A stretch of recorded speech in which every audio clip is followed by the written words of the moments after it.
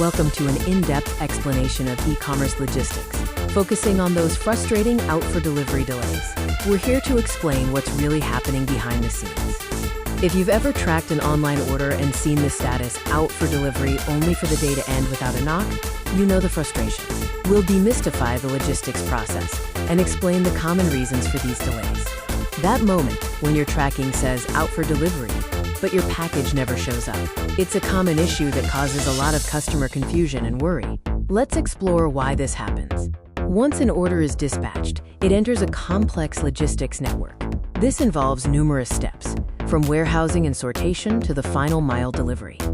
The journey is extensive, moving from large, centralized warehouses through various hubs until it reaches the local delivery station for the last mile delivery right to your door. Warehouse fulfillment is where it all starts. Orders are picked, packed, and assigned shipping labels, ensuring the correct items are ready for the journey. At the local distribution centers, packages undergo final sortation and are loaded onto delivery vehicles, often based on optimized delivery routes for the day. This is the stage right before out for delivery is triggered. So why the delay? Common causes include unexpectedly high volume, courier limitations on daily route capacity, or unforeseen events that disrupt the route. During major sales or festive seasons, the sheer volume of orders can overwhelm the system, leading to bottlenecks and delays despite the package being close to you.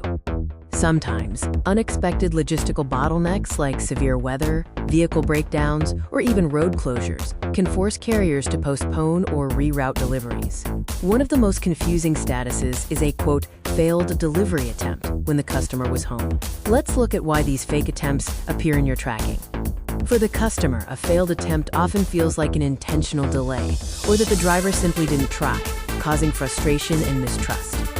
In reality, these failed delivery messages are often generated for internal reasons, such as running out of time on the route, hitting daily capacity limits, or logistical errors, not actual failed physical attempts. To understand the failed attempts, we need to look at the internal reality of carrier operations and capacity management. Internally, if a driver can't complete all scheduled stops due to time constraints, the remaining packages might be marked as a failed delivery attempt to clear the driver's manifest for the day, even if the package never left the facility.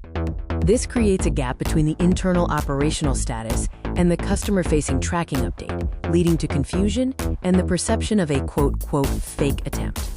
When a delivery attempt fails, there is a clear resolution process to ensure your package reaches you quickly and safely.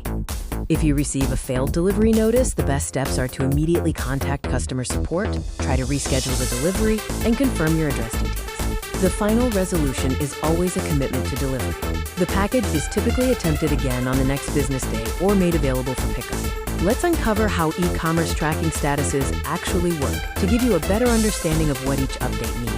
Every time your package moves or changes hands, it receives a barcode scan. These scans are the data points that generate your tracking updates, confirming its location in the logistics chain. As a package travels across the country or globally, it moves through various sorting centers or quote. Each hub arrival and departure triggers a new status update. Sometimes, there might be a delay in the tracking updates itself. Packages can be physically moving without an immediate status change, especially during long transit stages between major hubs. Tracking updates can sometimes seem illogical. For example, a package might appear to move backward if it was misrouted and rerouted, causing customer confusion about its true location. A common issue customers face is when they return an item but don't receive a full refund. Let's explain why full money isn't always returned. Many retailers deduct the original shipping cost, return label fees, or even restocking fees from your refund, especially if the return is not due to a fault of the seller. If a returned item is damaged in transit or improperly packaged by the customer, the seller may issue only a partial refund to cover the loss in product value.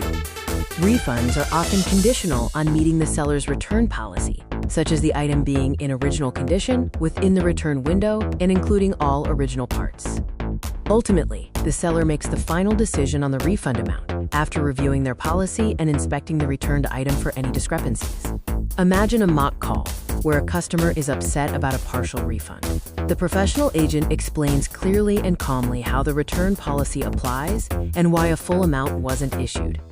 In conclusion, always read the fine print on return policies.